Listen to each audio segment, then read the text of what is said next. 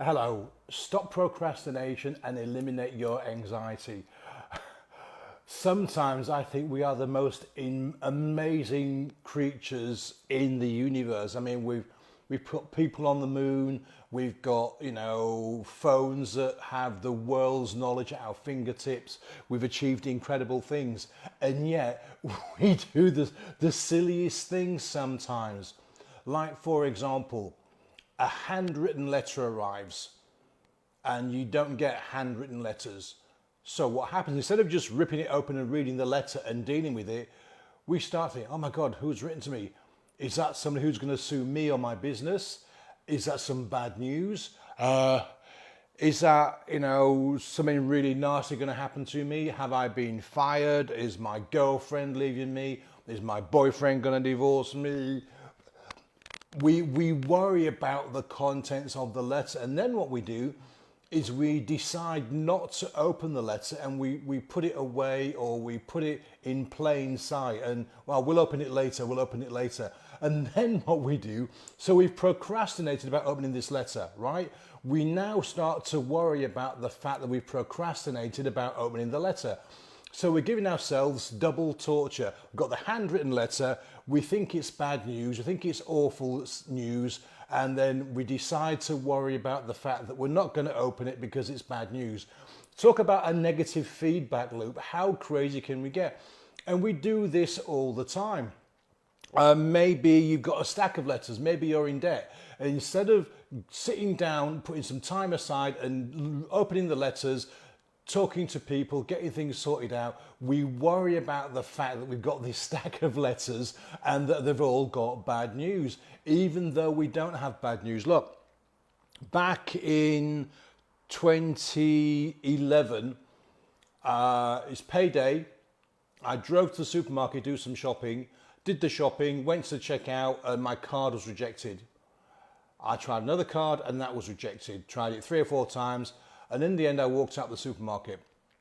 And I'll never forget this. I got in the car and I phoned my bank. So, had an overdraft, and the overdraft would have done its thing. And I rang the bank, and it was the unfriendly bank, I call it now. And I said to the person, I said, look, I've just tried to buy some shopping and my card's been rejected. And she said to me, I'm really sorry, Mr. Wilson, but the algorithm has decided that you can no longer have an overdraft. The algorithm has decided that you can no longer have an overdraft. And I just burst into tears, because that meant at the start of the month, I was still living with my wife and kids at the time, and I had zero money. What a situation to be in. So what I could have done one of two things. I could have buried my head in the sand and pretend it hadn't happened, and just say, no, they must have made a mistake, I'm sure it will sort itself out. Or I could have dealt with it. And on this particular occasion, for the first time in my life ever, rather than putting it off, I thought, shit, I'm in a really bad situation here. So I did 2 things. I basically sold everything of mine that wasn't nailed down. I borrowed some money, which is not ideal, but it got me through the month. And then I went to Citizens Advice Bureau. They put me in touch with someone, and I sat down and I dealt with my situation. We added everything up and I was in about 50K's worth of debt. Now, up until this time, this exact moment when my cards had been rejected, I'd paid all my bills on time. I wasn't sort of like mounting up debt. I'd just been paying off everything on time. But I had a loan for a car and some other bits and pieces. And so I put it all together, and over the space of about 7 years, I paid every single penny back. Now, I'm not saying that because I'm proud or anything. I'm saying that because I could have delayed that decision by a week, a month, 6 months, and tried to kind of like avoid dealing with it, which would have just made things worse.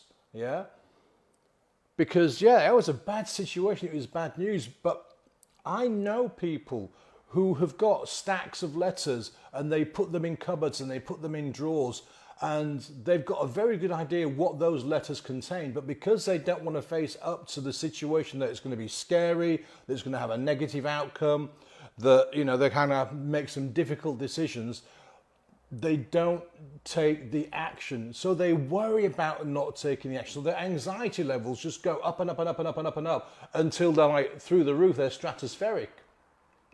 And that just makes them feel ill, it makes them feel depressed, it just, makes them feel permanently down. They get snappy, they get angry, they don't talk to people, they become insular and insulated, all because they don't want to open the letters and face the situation.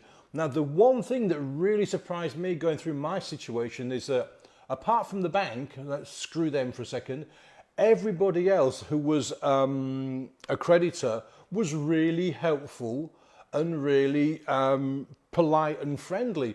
Nobody said to me, "Oh, we want our money back now, Mr. Wilson. You've got to do this, you've got to do that." I had a loan for 20 grand, which had paid for my hearing aids and the car. And when I spoke to them, I said, "Oh, we're really surprised, Mr. Wilson. You've been such a good, client. You pay all your bills on time and blah, blah, blah." Everybody was so helpful and so friendly. Yeah, I was amazed. And that just made my life easier. See, when it comes to debt particularly, it's not as bad as you think. You're not the only person ever to get into a difficult situation financially, and you won't be the last person. So the credit card companies, the car loan people, they understand and they want their money back, but also they know that you might not be able to pay it back straight away, so they'll do a deal with you. But because we put it off, they will get, they want their money back, so they will do what they need to do to get their money back. So if you don't face up to it, it just makes your life spiral get worse and worse and worse and worse.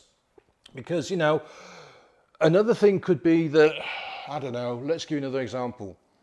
Let's say that you run a business and you need to phone 10 people today, potential clients, but you don't pick the phone up because you're thinking, "Oh God, nobody's going to want to work with me. They're going to be really rude. Rather than just saying, 'No, thank you, I'm not interested,' they're going to be loads of grief.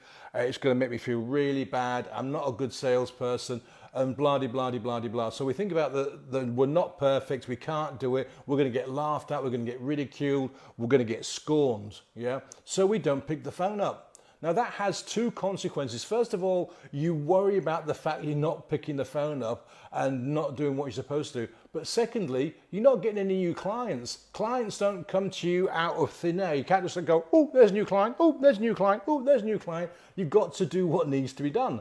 So you start worrying about the fact that, "Oh God, I'm not going to be able to pay my bills this month because I've not got any clients. And I haven't got any clients because I haven't made the phone calls. I haven't made the phone calls because I'm scared about making the phone calls or what people are going to say."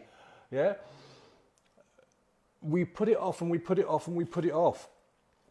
Sometimes it can just be too big a job. I'm launching a business, so I've got to have the website, I've got to have the content, I've got to have the product ready, I've got to have the lead magnet, I've got to have this, I've got to have that, I've got to do that, and it's just too big. Yeah, and so we put it off because it's just too much to do. It's too overwhelming. Yeah. So how do we fix this? Well, the first thing to do is open the letter. Yeah. If you've got a letter or letters sitting there, just start. Pick one up, open it, read it, make a note of who it is and what it's about, and deal with it. Yeah. If you've got to make 10 phone calls a day, pick the phone up and call one person. Yeah. Make the call. Don't forget the outcome. The outcome doesn't matter. The fact is you've picked up the phone. I mean, there's a lot of salespeople have told me, and I've read that they say, I like to get told no, because every time somebody says no, it leads me closer to yes. Because if I make 50 phone calls and that 50 phone calls finds me 5 clients, then there's 45 people who are going to say no. So the faster I can get through those 45 no's, the quicker I get to the people that are going to say yes and going to become clients. So look at it from that perspective. Just pick up the phone and do it, and don't worry about the outcome. Yeah. Or do it small. Rather than saying I've got to make 10 phone calls today, just make one call. Just make one blooming call. Forget about the consequences. Go, "Hi, my name's Paul and I want to sell you an XYZ," or whatever you say to people. Yeah. And just do it. Just make the blooming call. Forget the outcome. And once you've done it, go, "Wow, that wasn't so bad. Oh, shit, they were really nasty." It happens. People have bad days. People get out of the wrong side of bed. Sometimes people are just plain horrible, yeah? But you get past that person, get on to the next one. The next person might be the potential client, yeah? Make the call, do it. Another really great way is to reward yourself. So I'm going to make 10 phone calls today, and regardless of what happens, the outcome of those phone calls, I am going to treat myself to a nice meal out on Friday, or I'm going to buy that little thing that I wanted to buy. Not massive, it's got to be appropriate reward, yeah? But you give yourself a reward for making the phone calls or for opening the letters, which sounds a bit bizarre if it's like bad news, but it doesn't matter. You've actually opened the letters, you've taken action, so reward yourself. Do something pleasurable, yeah? It gets the old dopamine going. It encourages you to do it again and again and again. The other thing you can do is think of the outcome, yeah? So if you're in debt, the outcome is not to be in debt, it's to be out of debt, to start having money coming in, to start saving money. So the sooner you deal with the problem of being in debt, the sooner you'll be out of debt and be able to save money up, yeah? So if you put that off for another month, another year, another 10 years, it's going to be another month, another year, another 10 years before you can start putting some money aside towards your dreams and your goals, yeah? So look at it that way. Think of your goal, your dreams, where you want to be in a year, 5 years, 10 years, and bring things closer by taking the action. If you've got a difficult decision to make about, going for a job or leaving a relationship or opening those letters, okay, think how you will get closer to your goal by taking the action.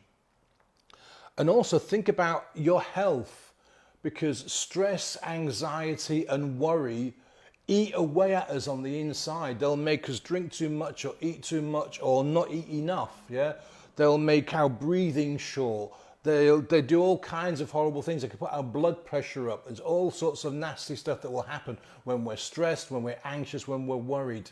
So do yourself a favor. Stop procrastinating, and you will eliminate the anxiety. I do one of these every single time I do this. You'll eliminate the anxiety of worrying about what that letter contains, about what the result of the action will be. Don't worry about the action. Yeah, just do it. Just take the action. Just do the thing. Just open the letter. Just make the calls. Just talk to that person. Return the call. If you've got a message and it's, hi Paul, this is Dave, please ring me, it's urgent. Oh my God, what's happened? What's going on?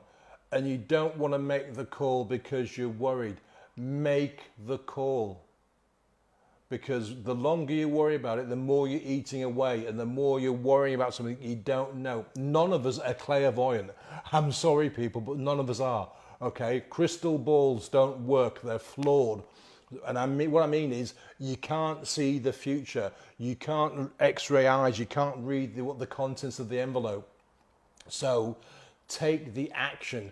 Make the call, open the letter, do the thing. It will make your life a lot easier, and it will take away the stress, it will take away the anxiety, and you'll be able to face up to the situation and deal with it. Listen, I hope you found that helpful. Drop me a line in the comments. If you need to have a chat with me privately, just drop me a PM. Thanks for watching, and I'll see you again soon. Bye now.